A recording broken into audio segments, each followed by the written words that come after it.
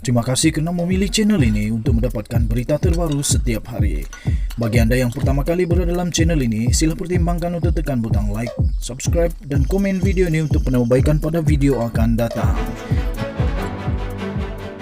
Berita politik, berita semasa, berita ekonomi, berita kesihatan, pendidikan dan segalanya ada dalam channel ini. Salam sejahtera Malaysia, selamat malam. Selamat pukul 10. 6 minit dari sekarang pukul 10 daripada Sabah ke Semenanjung Malaysia, Sarawak dan juga sampai ke Labuan. Kita jaga kita, Malaysia kita punya. Cintai Malaysiaku. Okey, terima kasih kerana terus bersama-sama dalam channel ini. Pastinya channel yang akan membawakan banyak lagi kejutan, banyak lagi ulasan dan sebagainya.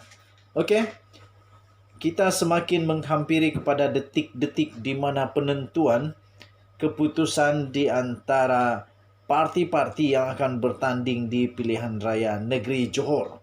Sekali lagi saya ingin memberitahu, mengingatkan kepada semua viewer bahawa pilihan raya negeri Johor amat berlainan dan sungguh-sungguh tidak sama dengan pilihan raya negeri yang sudah berlalu yang lain seperti di Melaka dan juga di Sarawak. Johor memang satu negeri yang sangat unik dengan sejarahnya, terutamanya kepada sejarah penumbuhan UMNO. Okey, baru juga selesai satu undian secara terbuka yang telah saya laksanakan di dalam channel saya ini, iaitu yang bertajuk siapakah yang akan menang di pilihan raya negeri Johor dan dimenangi pula oleh Pakatan Harapan. Dan baru sebentar tadi, setelah lebih kurang 7 jam, saya buka satu lagi undian secara terbuka kali ini dengan topik yang juga amat menarik dan ada 2,500 orang yang telah mengambil bahagian, yang telah mengundi di dalam undian secara terbuka ini.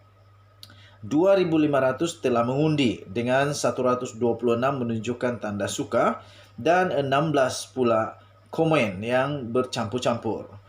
Okey, kali ini dengan tajuk Menteri Besar Johor dari parti mana selepas pilihan raya negeri Johor. Sekali lagi tajuknya, Menteri Besar Johor dari parti mana selepas PRN Johor. Ada lima pilihan yang telah saya berikan. Pilihan yang pertama ialah Parti UMNO. Manakala pilihan yang kedua pula adalah Parti Pribumi Bersatu Malaysia PPBM.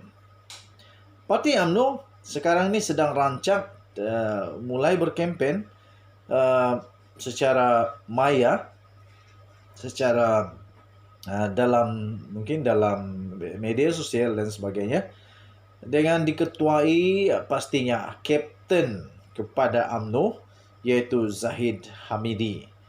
Begitu juga kepada penasihat-penasihat yang bijaksana, yang memang hebat, terbukti hebat di lutar lumba seperti Datuk Seri Najib Tun Razak.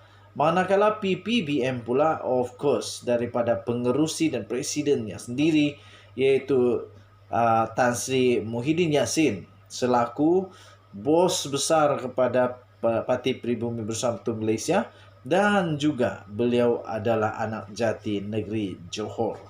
Okey, tuan-tuan dan puan, pilihan yang ketiga pula pastinya yang diketuai dia sebagai nahkoda kapal adalah Anwar Ibrahim, iaitu Parti PKR, Parti Keadilan Rakyat.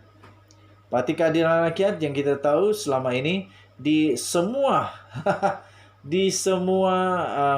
pilihan raya negeri, terutamanya di Melaka, tidak berjaya memenangi satu pun kerusi adun. Sehingga banyak keraguan yang dipersoalkan, mampukah Anwar Ibrahim untuk mengembalikan kegemilangan PKR. Pilihan yang keempat adalah Parti Pejuang pimpinan Mukris Mahathir dan juga Tun Dr. Mahathir Mohamad.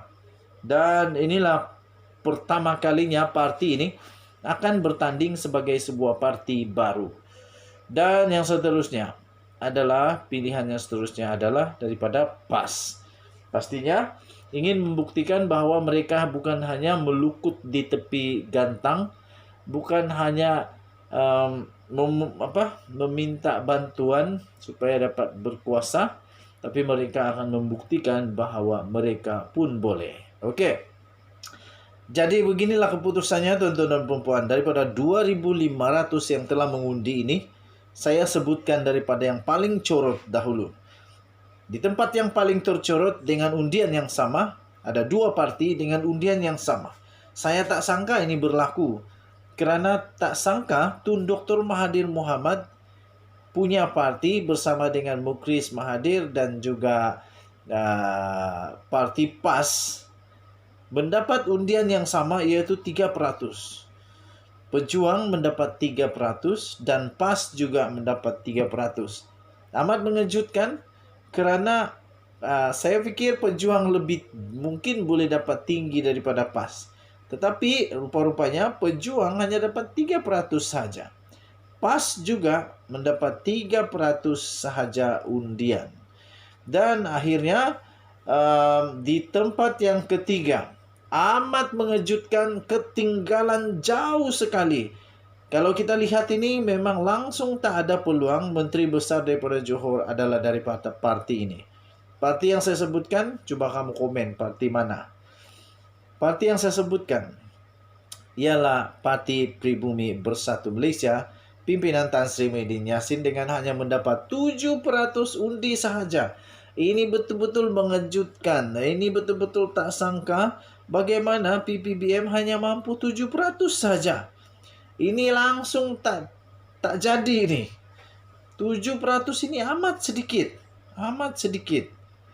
Jadi kalau 10% itu 250 orang yang mengundi. Tapi ini 7% maksudnya amat sedikit yang mengundi PPBM.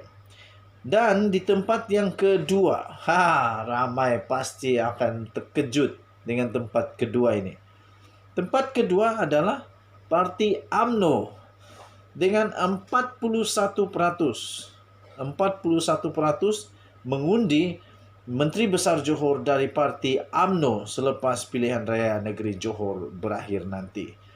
Kita nantikan bersama, benarkah PKR akan menang? Sebab menurut undian ini, PKR menang dengan 46% undian.